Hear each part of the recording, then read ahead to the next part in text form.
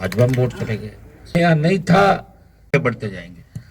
तमाम लोगों ने विपरीत परिस्थितियों में हमेशा सत्ता का सामना करते हुए अपने जो किसान के बेटे को मजबूती दी और हनुमान बेनीवाल को चौथी बार जीता के राजस्थान की विधानसभा में, 2 बार लोकसभा के वोट और 1 बार छोटे भाई को जिता के राजस्थान की विधानसभा के दिन भेजा। तो मैं धन्यवाद ज्ञापित करने के लिए आया हूं आप सबको कि आपने, मैं यहाँ नहीं था, सिर्फ मुझे आपने रैलियों में देखा, पंचायत मुख्यालयों पर नहीं आया, गांव गांव नहीं आया, न मैं 13 में आया, न 18 में आया और न 19 लोकसभा में आया, न 23 के अंदर आया। फिर भी आपने मुझे कमजोर नहीं पड़ने दिया।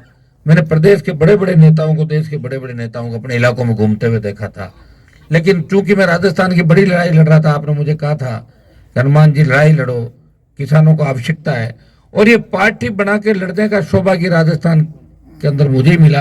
आपके आशीर्वाद से पार्टी भी बनी, संघर्षों के बाद पार्टी ने काम भी किया, और पिछली बार पार्टी का इतना क्रेज था कि मोदी ने 1 सीट नागौर की एनडीए गठबंधन में आपके लिए छोड़ी थी। ये ताकत अगर देश के प्रधानमंत्री को याद दिलाई तो नागौर खींवसर के किसानों और जवानों ने दिलाई। और उसके बाद के जो चुनाव और संघर्ष थे, 5 साल अगर सरकार के खिलाफ सड़कों पर कोई लड़ा, वो आरएलपी पार्टी लड़ी थी, बीजेपी कहीं नहीं लड़ी थी। लेकिन जब वोट का वक्त आया तो भाजपा में वोट चले गए, कहीं कांग्रेस में चले गए। दुर्भाग्य इस राजस्थान का, यहाँ किसी ने प्रयास नहीं किया तीसरा मोर्चा बना के लड़ाई लड़ने का। अगर पहले हमें झंडा मिल जाता तैयार तो हम उस झंडे को आगे बढ़ाते रहते। झंडा भी हमारा नया था, आप सब मजबूत थे, न संसाधन थे, न साधन थे, और प्रयास करते करते हम भी अगर 5-4 जिलों में लग जाते तो निश्चित रूप से 15 से 20 एमएलए हमारा आरएलपी के बन जाते। ये पूरे राजस्थान की लड़ाई लड़ते रहे। वोट 18 से ज्यादा हमें मिले, 2018 में करीब 8.5-9 लाख मिले, उसके बाद 9.5-10 लाख वोट आरएलपी पार्टी ने प्राप्त किए। सब जगह उम्मीदवार भी नहीं लड़ाए। आप जानते हैं मैं बहुत संवेदनशील व्यक्ति, आगे की सोचने वाला व्यक्ति हूँ। मैंने कई जगह ये भी चाहा कि मेरी वजह से कहीं हमारे अच्छे लोगों का नुकसान भी नहीं हो, किसानों का या अच्छे लोग जो भी पार्टियों के अंदर है, ये भी प्रयास किया। पता इसलिए थोड़ा ठीक है ना, हमारे के यहाँ पर ठीक। तो ये आपकी ताकत मेहनत का परिणाम है। मैंने कुछ आपको ऐसा कुछ भी नहीं दिया अभी तक। हाँ, एक चीज मैंने जरूर आपको दी, आपको लड़ना सिखाया मैंने सड़कों पे अपने अधिकारों के लिए। और जो दलाली थी पहले, एक नेता के 15-20 दलाल छोटे होते थे, वही काम कराते थे। सीधा मिलन, चाहे थानेदार हो, तहसीलदार हो, चाहे आईएन हो, चाहे एक्शन हो, उससे सीधा यहाँ का किसान जाके मिलता है और आप अपना काम करा के ले आता है। ये एक जागरूकता मैंने इस विधानसभा क्षेत्र नागौर में पैदा की और आपको लड़ना सिखाया। जब चाह डीजी सड़क पाया, जब चाह कमिश्नर सड़क पाया, प्रदेश के मंत्रियों को सड़कों में बुलाया और आपके मान सम्मान की लड़ाई लड़ी। और देश के अंदर अगर कर्ज माफी के आंदोलन को हवा किसी ने दी तो नागौर के सांसद ने, जब नागौर से विधायक, खींवसर से विधायक, तो नागौर से हुंकार भरी। बाड़मेर, बीकानेर, सीकर की हुंकारों के बाद देश के अंदर कर्ज माफी के आंदोलन को हवा मिली। और कर्ज माफी का मुद्दा अगर देशव्यापी बनाया तो आपके विधायक ने इस कर्ज माफी के मुद्दे को देशव्यापी बनाया। वो दिन दूर नहीं जब दिल्ली की सरकारें किसानों का संपूर्ण कर्जा माफ करेगी, ये मैं आपको विश्वास दिला सकता हूं। लेकिन लड़ाई की शुरुआत हमने कितनी लड़ाई की भाइयों। टोल मुक्त होगा, फ्री बिजली भी देनी पड़ेगी। पहले 500 वर्ष की बिजली फ्री करी थी पिछली सरकार ने, स्टेट हाईवे टोल मुक्त किए थे। मैं आपको विश्वास दिलाता हूं, जिन मुद्दों को लेकर आरएलपी का गठन हुआ उन मुद्दों को हम साथ लेके और इलाके का विकास भी पूरा करेंगे, संघर्ष भी करेंगे, विकास भी करेंगे। और आपको अब लग जाए कि हमें राज की सवारी करनी है, बता देना, जहां चाहोगे वहां सवारी करवा देंगे। ज्यादा चिंतित होने की आपको आवश्यकता नहीं। मैं कई मंत्रियों को देखता हूं, वो अपनी पीड़ा मुझे बताते रहते हैं कि साहब मंत्री गलत बन गए, हमसे तो आप ठीक हो, कम से कम इज्जत से लड़ाई तो लड़ रहे हो, हम अंदर आके अंदर घुस के हमें घुसा के अंदर मारा। कभी मेरी स्थिति वो तो नहीं है, आराम से अपनी बात तो कह सकता हूँ, आराम से अपनी आवाज उठा सकता हूँ। मैं इतना ही विश्वास आपको दिलाता हूँ, आने वाला समय आपका है, मजबूती रखें। बच्चों को विशेष रूप से कहना चाहूंगा, नौजवान नशे की प्रवृत्ति से दूर रहे।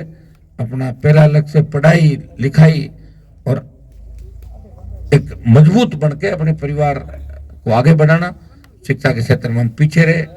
मैंने प्रयास किया, 8 से 23 सरकार में मैं नहीं रहा, पंचायत समिति आपके लाया, कॉलेजों का जाल बिछा दिया, बिजली का जाल बिछा। सबसे ज्यादा राजस्थान में अगर 2,20,132 के जीएसएस हो, खींवसर विधानसभा क्षेत्र के अंदर राजस्थान में सबसे ज्यादा 33 केवी के सबसे ज्यादा जीएसएस बने। अभी आपके एक साथ 1 दर्जन बनवा दी पिछले दिनों में, चल रहे हैं काम। उल्लासर वगैरह का तैयार है, 1-2 दिन में ट्रांसफर रखवा रहा हूँ, मेरी बात होगी थी कल। तो मैंने जितना प्रयास मेरी तरफ से हुआ, वो अंधेरा जो ढाणियों में था उसको भी दूर किया, सौभाग्य योजना चली गई उसको वापस लाया। फिर भी अभी भी कई ढाणियां पीने के पानी से और बिजली से वंचित है। जल्दी उन ढाणियों को, जो ढाणियां वंचित है, उनमें बिजली लगवाएंगे, पीने के पानी की व्यवस्था भी करेंगे। स्कूल, अस्पताल, सड़कें, इनका जाल भी बिछेगा। ये सड़कें आपके आजकल में आ जाएगी जो खटोड़ा से आपकी बिरलो का पापासी होते हुए जोधपुर धनारी बॉर्डर तक जाएगी, 5.5 मिनट चौड़ी रोड, और ये सड़क आपकी बड़ी। तमाम प्रयास मैंने किया, बाकी बच्चे हुए जो प्रयास है मैं करता रहूंगा। अब छोटी मोटी सड़कें बची, ज्यादातर बड़ी बड़ी सड़कें तो हो गई अपनी, छोटी मोटी बची या फिर कोई अच्छी सड़क है तो 5.5 मीटर उसको चौड़ा कराना, वो बतूं मैं करवा दूंगा सारी। आप निश्चिंत रहें। आज आप एक एक व्यक्ति अपना जो कागज अगर लिखित में लाए मुझे दे दें। ये नई सुनवाई है, नए साल की नई सुनवाई। आपको धन्यवाद। और धन्यवाद के साथ साथ आप मेरे पास नहीं आए, इसलिए मैं खुद ही आ गया कि मुझे काम बता दो अपने। ये काम कराने के लिए खुद आपको उपस्थित हुआ।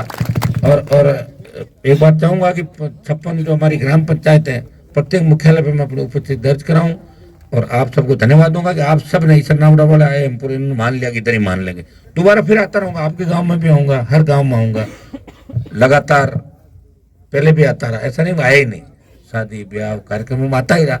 लेकिन आपका इतना लगाव हो गया कि आप कहने लगे कि हनुमान जी माऊ थोड़ा दूर जावे, जो मन पाचो खींव से ले आएगा।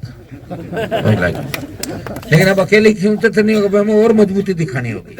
और मजबूती दिखाने का समय अभी तो 5 साल बाद आएगा, उससे पहले लोकसभा के अंदर आएगा। तो हम प्रयास करेंगे आपसे बात करके कि क्या ठीक हो सकता है, किस तरह किसानों का भला हो सकता है, किस तरह किसानों का सम्मान बढ़े, और किस तरह संघर्ष के अंदर आपकी जीत। तो ये सारा बैठ कर निर्णय करेंगे, हमें कोई जल्दबाजी नहीं। आप चिंता नहीं करें, आपसे राय जरूर लूंगा सब लोगों से कि मुझे क्या करना चाहिए, और जो आप कहोगे वही होगा। अब आप एक एक करके मुझे सारी अर्जी, आप बैठ रहो वेना जी, एक एक करके आप अर्जी दे दे, मैं इस पर बोलता भी रहूंगा। और जो मैं बोल रहा हूँ तो घोषणाएं भी करता रहूंगा।